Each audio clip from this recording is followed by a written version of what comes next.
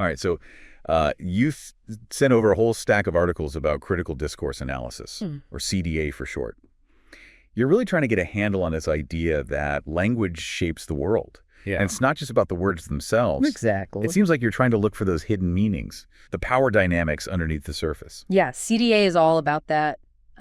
We often get so focused on what is being said, but CDA wants to know how it's said and how those linguistic choices are connected to power, ideology, and social change. Okay, so I'm hearing this right. It's not just like analyzing grammar and sentence structure. It goes way beyond that. Imagine you're reading an article about immigration. Standard discourse analysis might look at like the structure of the arguments or the rhetorical devices being used. But CDA digs deeper. It asks questions like, whose voices are amplified?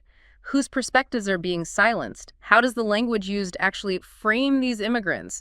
And what are the social and political consequences of those choices? Oh, wow. So we're really talking about understanding the subtle ways that language can influence our perceptions and our beliefs. Exactly. CDA helps us to see how language actually constructs social realities. It's like we're shining a light on the hidden connections between words and the power dynamics that are always at play. So this is making me think about one of the articles that you sent. The one about climate change reporting. It mentions how different media outlets use very specific language to frame this issue, even when they're presenting the same facts. That's a perfect example. CDA would actually analyze how the language being used in those articles shapes public perception. Do they use terms like climate crisis or global warming hoax? Do they highlight the scientific consensus? Or do they give equal weight to these dissenting voices? These choices can have a huge impact on how we understand the issue and what actions we might take. So it seems like CDA is a decoder ring almost to help us understand the subtle yet powerful ways that language is shaping our world. Precisely. Now, to understand how this field evolved, we need to travel back in time a little bit to the late 20th century. Ooh, history lesson. All right. CDA emerged from a really interesting blend of disciplines, like Marxist theory, social constructionism, and linguistics. It's this interdisciplinary blend that gives CDA its unique perspective. I see. So who are some of the key figures who shaped this field? I remember seeing names like Fairclough, Van Dijk, and Wodak pop up in those articles. Yeah, you got the all-star lineup right there. Each of those scholars brought a unique set of insights to CDA. Norman Fairclough. He emphasized the idea that discourse and social structure actually have a dialectical relationship. They constantly influence each other.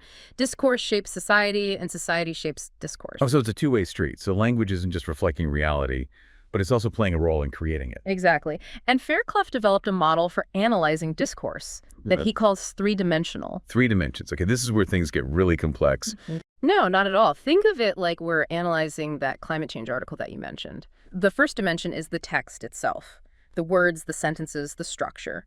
The second dimension is what he calls discourse practice. And this is where we look at how that text was produced and how it's consumed. So who wrote it? What's their agenda? Who's the intended audience, and how might they interpret it?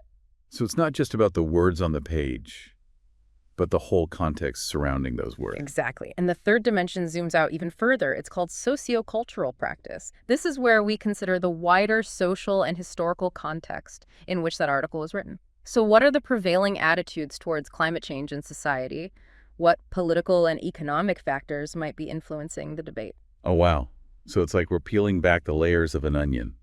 Each layer reveals something new about how this message is being constructed and received. You got it. Now let's talk about Teun van Dijk.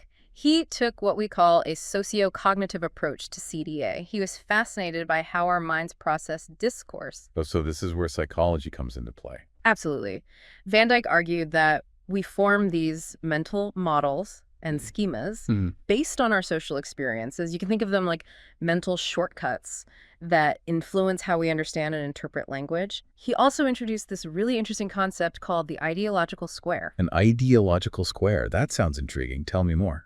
Basically, it explains how we tend to favor information that supports our own group's views while we downplay or sometimes even dismiss opposing views. It's like we have this built-in bias filter.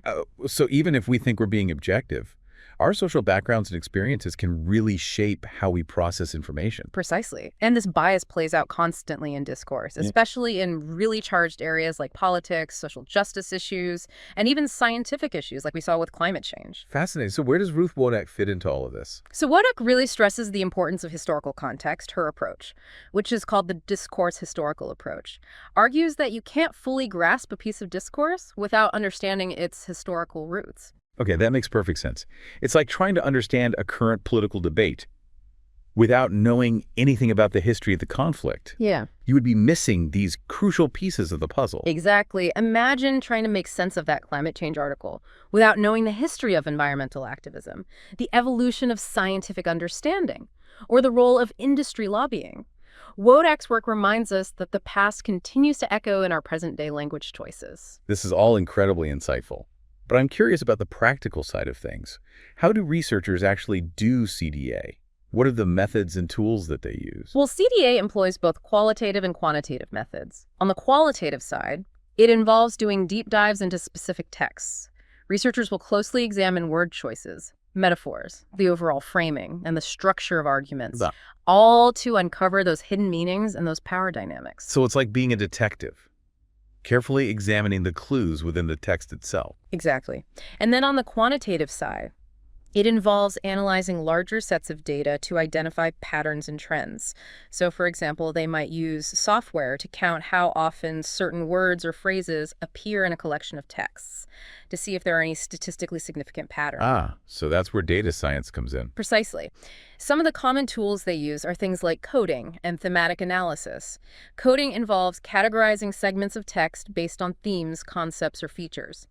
And then thematic analysis focuses on identifying and analyzing those major themes that emerge from a set of data. It's like we're piecing together a puzzle, finding the recurring patterns and ideas that help us understand the bigger picture. You've got it.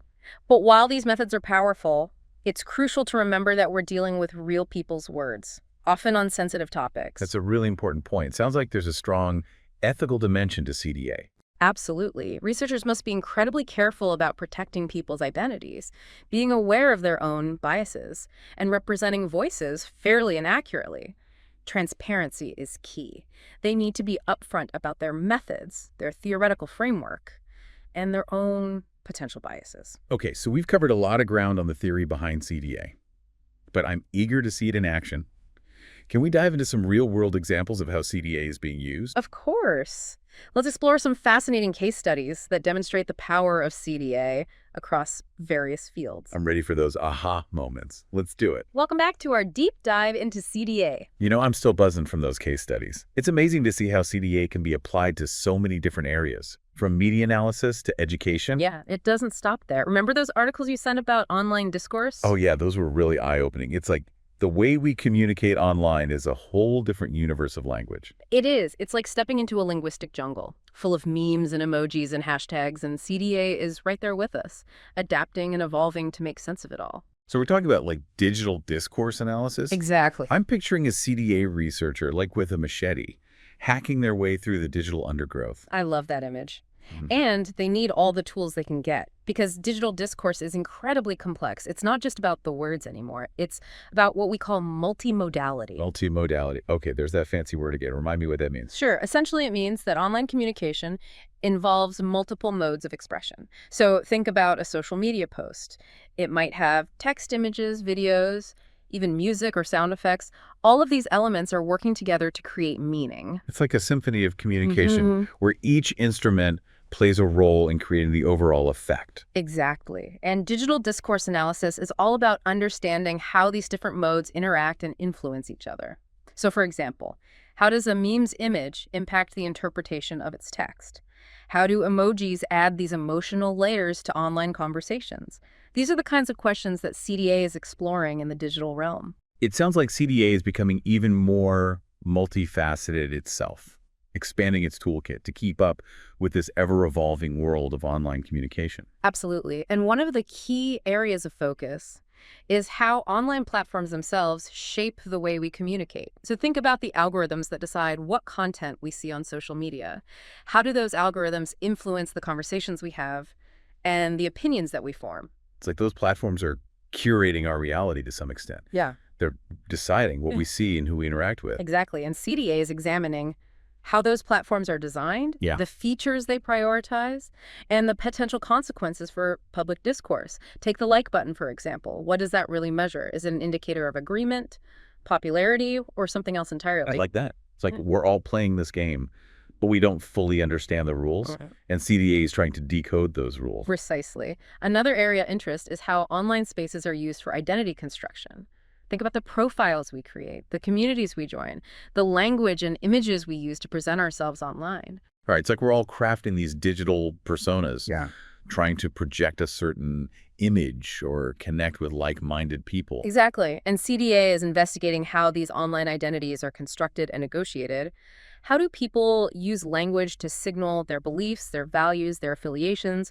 What role do visual elements like profile pictures and memes play in shaping online identities? This makes me think about the concept of echo chambers.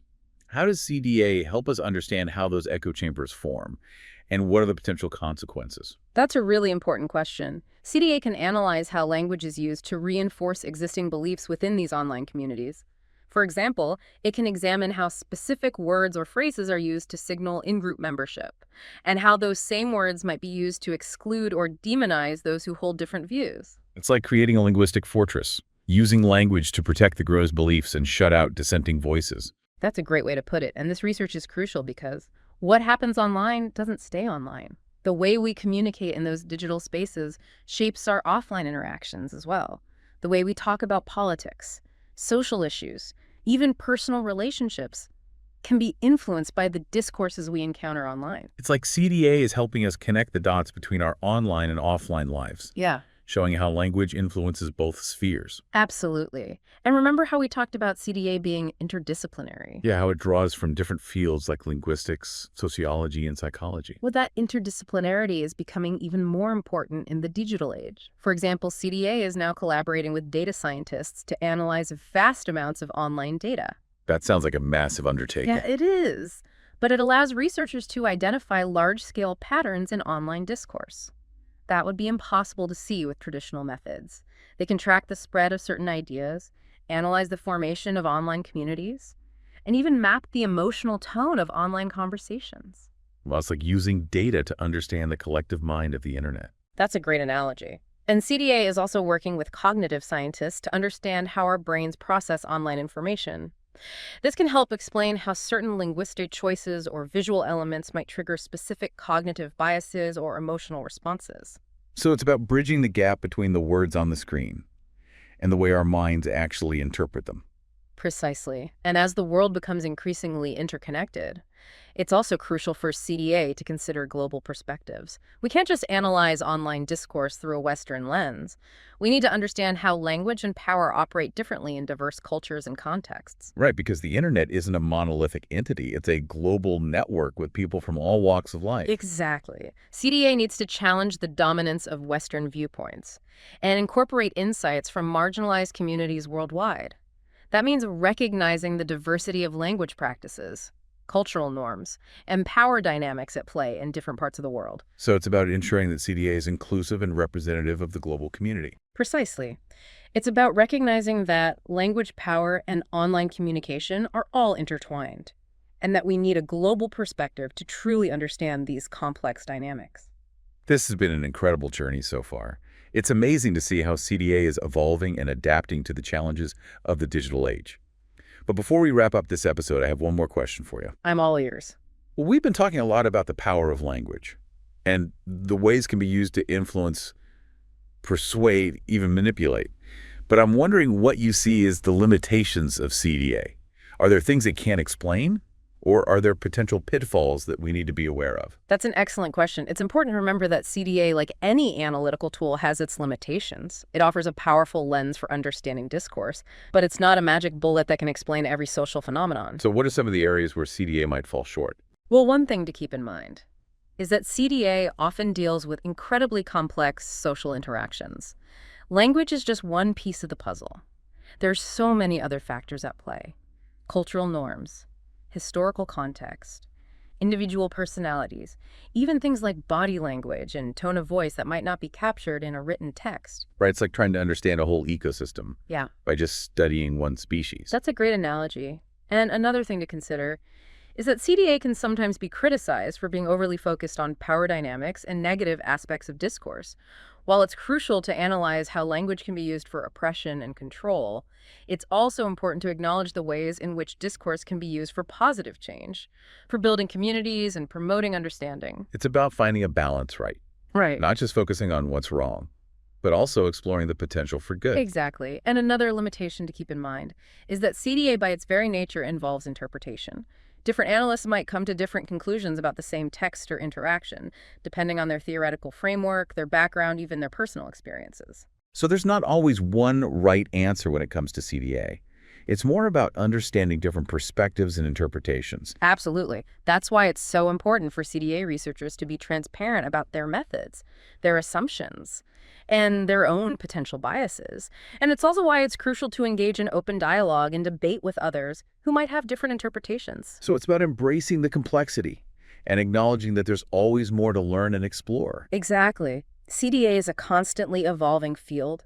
The more we learn about language power and society, the more we refine our tools and expand our understanding. This has been such a fascinating and thought-provoking conversation. I feel like I've learned so much about CDA and its potential to shape the way we see and understand the world. I'm thrilled to hear that. It's truly a passion of mine, and I always enjoy sharing the insights of CDA with others. This deep dive has been a whirlwind of information, from the theoretical foundations of CDA to its cutting-edge applications in the digital age. We've explored the work of key thinkers like Fairclough and Dijk and Wodak, and we've delved into the ethical considerations that are so crucial in this field. But before we wrap up this episode, I want to bring it back to our listener and those fascinating articles they sent over. Let's connect the dots and see how CDA can be applied in a more personalized way. That's a great idea. Let's take everything we've learned and see how it applies to their specific interests. It's fascinating how CDA can illuminate those connections between language and the broader social context. It really is. Now, you mentioned the listeners sent us articles related to education, politics, and even artificial intelligence.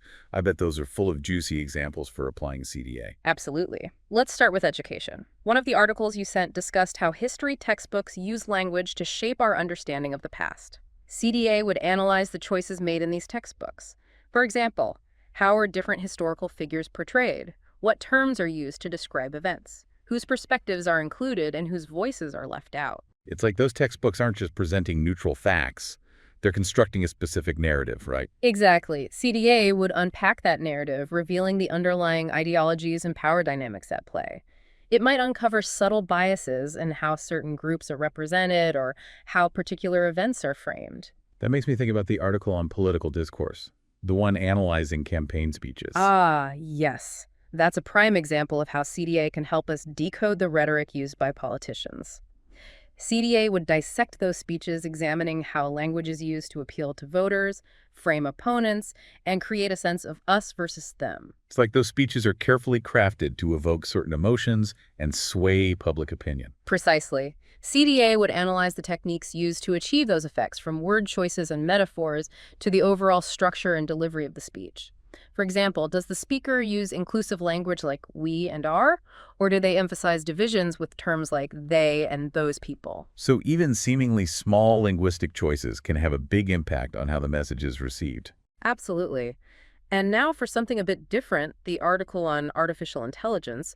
This one explored how language is used to shape our perceptions of AI. Now that's a topic that's really captured my imagination lately. I find myself wondering, how do we talk about AI in a way that's both accurate and ethical? That's a crucial question. CDA would analyze how AI is portrayed in different contexts, whether it's news articles, marketing materials, or even science fiction films. For example, is AI presented as a threat, a savior, or something in between? What kind of language is used to describe AI systems? Are they intelligent, sentient, or simply machines? These choices influence how we perceive AI and its potential impact on society. It's almost like we're creating a narrative around AI before we even fully understand it. That's a great point. CDA can help us become more aware of the stories we're telling about AI and the potential consequences of those narratives. This has been such an incredible journey. We've gone from the theoretical foundations of CDA to real-world applications in areas like education, politics, and even the future of artificial intelligence. It's been a pleasure exploring these ideas with you. CDA is a powerful lens for understanding how language shapes our world, and I hope this deep dive has equipped you to see the world in a whole new light. I know, I'm definitely seeing the world differently now. So as we wrap up this episode, what's the one key takeaway you want our listeners to remember? I'd say this. Language is never neutral. It's always doing something, shaping our perceptions, influencing our beliefs, and impacting the world around us. So be mindful of the language you encounter, the language you use, and the power it holds.